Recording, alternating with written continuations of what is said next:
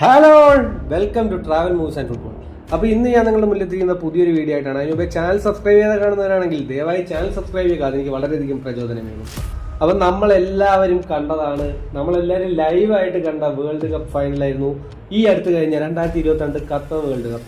Lionel Messi cup മുക്കുന്നതും Qatar അമീർ Lionel മെസ്സിക്ക് അവരുടെ ഏറ്റവും പ്രീമിയറായിട്ടുള്ള ഒരു വേഷവിധാനം ധരിപ്പിക്കുന്നതെല്ലാം എല്ലാം നമ്മൾ കണ്ടതാണ്. അപ്പം ഇന്ന് ഞാൻ നിങ്ങളുടെ മുന്നിൽ എത്തിയിരിക്കുന്ന വീഡിയോ എന്ന് പറഞ്ഞു കഴിഞ്ഞാൽ വേൾഡ് കപ്പ് മത്സരങ്ങളിൽ ഏറ്റവും കൂടുതൽ അപ്പിയറൻസസ് ആരൊക്കെയാണ് നടത്തിയതെന്ന് ആയിട്ടുള്ളൊരു ഇമ്പോർട്ടൻറ്റ് ഫാക്റ്റാണ് ഞാൻ നിങ്ങളുടെ മുന്നിൽ വന്നിരിക്കുന്നത്. അപ്പം ദയവായി ഒരിക്കൽ കൂടി ഞാൻ പറയുന്നത്, ചാനൽ സബ്സ്ക്രൈബ് ചെയ്യാതെ കാണുന്നവരാണെങ്കിൽ ദയവായി ചാനൽ സബ്സ്ക്രൈബ് ചെയ്യുക. അതെനിക്ക് വളരെയധികം പ്രചോദനം നൽകും. അപ്പോൾ 5ാം സ്ഥാനത്തുള്ളത് ആരാണെന്ന് ചോദിച്ചു കഴിഞ്ഞാൽ 5ാം സ്ഥാനത്തുള്ളത് നമ്മുടെ ഡീഗോ മറഡോണയാണ്. ഡീഗോ മറഡോണ 5ാം സ്ഥാനത്ത് വരുന്നത് എത്ര മാച്ചസ് കളിച്ചിട്ടാണെന്ന് അറിയാമോ? 21 മാച്ചസ് ആണ് വേൾഡ് കപ്പിൽ ഡീഗോ മറഡോണ കളിച്ചിരിക്കുന്നത്. 21 മാച്ചസ്. ആ കാലാവധി എന്ന് പറഞ്ഞാൽ 1982 മുതൽ 1992 വരെയുള്ള കാലയളവിലാണ്. അദ്ദേഹത്തിൻ്റെ ഏറ്റവും മികച്ച അക്കംപ്ലിഷ്മെൻ്റ് എന്ന് പറഞ്ഞു കഴിഞ്ഞാൽ അത് 1986 അവിടെ അർജന്റീന അദ്ദേഹം 3 വേൾഡ് കപ്പുകളിൽ 2ാമത്തെ വേൾഡ് കപ്പ് അദ്ദേഹത്തിൻ്റെ ഇമ്പോർട്ടൻറ്റ് കഴിവ് കാരണം അർജന്റീന 2ാമത്തെ വേൾഡ് കപ്പ് അടിച്ചു. അതുപോലെ ആ ടൂർണമെൻറ്റിൽ സെക്കൻഡ് മോസ്റ്റ് ഇമ്പോർട്ടൻറ്റ് ഗോൾസ്, ഏറ്റവും കൂടുതൽ ഗോൾസ്, 2ാമത് ഏറ്റവും കൂടുതൽ ഗോൾ അടിച്ചത് അദ്ദേഹമായിരുന്നു. 5 ഗോൾസാണ് അദ്ദേഹം അടിച്ചത്. 5 ഗോൾസാണ് അദ്ദേഹം അടിച്ചത്. അതിൻ്റെ കൂടെ തന്നെ അദ്ദേഹത്തിനാണ് ഗോൾഡൻ ബോൾ ലഭിച്ചത്. വേൾഡ് കപ്പിലെ മോസ്റ്റ് ഔട്ട്സ്റ്റാൻഡിങ് പ്ലെയറും അദ്ദേഹം തന്നെയായിരുന്നു. അപ്പം 5ാം സ്ഥാനത്ത് ഡീഗോ മറഡോണയാണ്. അത് കഴിഞ്ഞിട്ട് 4ാം സ്ഥാനത്തുള്ളത് മറ്റാരുമല്ല, നമ്മുടെ ക്രിസ്ത്യാനോ റൊണാൾഡോ ആണ്. ക്രിസ്ത്യാനോ റൊണാൾഡോയുടെ ഇമ്പോർട്ടൻസ് എന്താണെന്ന് ഞാൻ പറയണ്ടല്ലോ. ഗ്രേറ്റസ്റ്റ് ഓഫ് ഓൾ ടൈം എന്ന് പലരും വിശേഷിപ്പിക്കുന്ന താരമാണ് ക്രിസ്ത്യാനോ റൊണാൾഡോ. അദ്ദേഹം കളിച്ച മത്സരങ്ങൾ എന്ന് പറഞ്ഞാൽ അദ്ദേഹം 22 മത്സരങ്ങളാണ്. അദ്ദേഹത്തിൻ്റെ കാലയളവ് എന്ന് പറഞ്ഞാൽ 2006 മുതൽ 2022 വരെയാണ് അദ്ദേഹത്തിൻ്റെ കാലയളവ്.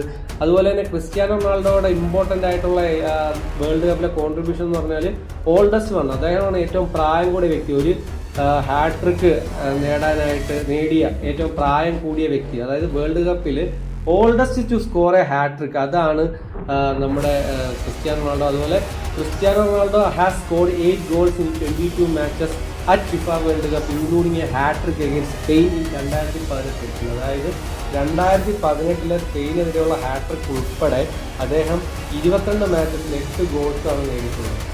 അതാണ് ക്രിസ്ത്യാനോ റൊണാൾഡോയുടെ ഇമ്പോർട്ടൻ്റ് ടാലിയാണ് അതെന്ന് പറയുന്നത്.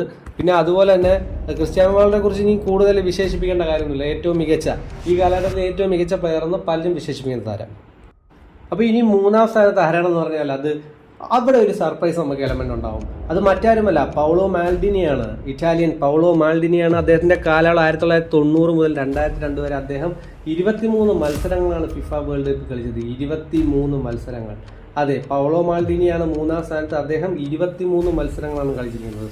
ഇറ്റലിക്ക് വേണ്ടിയാണ് പൗളോ മാൽഡിനി കളിച്ചത്. അദ്ദേഹം 4 ഫിഫ വേൾഡ് കപ്പും 3 യുഎഫ യൂറോപ്യൻ ചാമ്പ്യൻഷിപ്പും കളിച്ചിട്ടുണ്ട്. അദ്ദേഹം ഒരു ടൂർണമെൻറ്റും വിജയിച്ചിട്ടില്ലെങ്കിലും അദ്ദേഹം 1994 വേൾഡ് കപ്പിൻ്റെ ഫൈനൽ വരെ എത്തി. അതുപോലെ 2000 യൂറോയുടെ ഫൈനലും വരെ അദ്ദേഹം എത്തിയായിരുന്നു കേട്ടോ. അതുപോലെ തന്നെ 1990 വേൾഡ് കപ്പിലെ സെമി ഫൈനലിലും 1988 യൂറോയുടെ സെമി ഫൈനലിലും അദ്ദേഹം എത്തി. അതങ്ങനെ പൗളോ മാൽഡിനിയാണ് 3ാം സ്ഥാനത്ത്. അദ്ദേഹം 23 ആപ്സാണ്, അതായത് 23 ക്യാപ്സാണ്, 23 മത്സരങ്ങളാണ് അദ്ദേഹം 1990 മുതൽ 2002 കാലഘട്ടത്തിൽ നടത്തിയത്. ഇനി അടുത്തത് 2ാം സ്ഥാനത്ത് ആരാണെന്ന് ചോദിച്ചു കഴിഞ്ഞാൽ അത് മറ്റാരുമല്ല, ജർമ്മനിയുടെ ഇതിഹാസം മിറോസ്ലാവ് ക്ലോസയാണ്. 2ാം സ്ഥാനത്തുള്ളത്.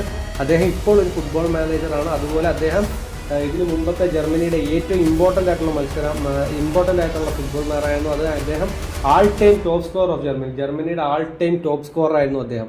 അതുപോലെ തന്നെ most goals scored in FIFA World cup with 16 goals scored over 4 editions of the tournament between 2002 and 2014. അതായത് 2002 മുതൽ 2014 വരെ അദ്ദേഹം വേൾഡ് കപ്പിൽ 16 ഗോൾസാണ് നേടിയിട്ടുള്ളത്. അതും വേൾഡ് കപ്പിൻ്റെ 4 എഡിഷനായിട്ട്, അതായത് 4 വേൾഡ് കപ്പുകളിലായി അദ്ദേഹം 16 ഗോൾ സ്കോർ ചെയ്ത് അങ്ങനെ ഏറ്റവും കൂടുതൽ വേൾഡ് കപ്പിൽ ഗോൾ നേടുന്ന റെക്കോർഡ് എന്നുള്ളത് മിറോസ്ലാവ് ക്ലോസയാണ് നേടിയിട്ടുള്ളത്. അപ്പോൾ അദ്ദേഹമാണ് 2ാം സ്ഥാനത്തുള്ളത്. ഏറ്റവും കൂടുതൽ മാച്ച് കളിച്ചത് 2ാം സ്ഥാനത്തുള്ളത് അദ്ദേഹമാണ്.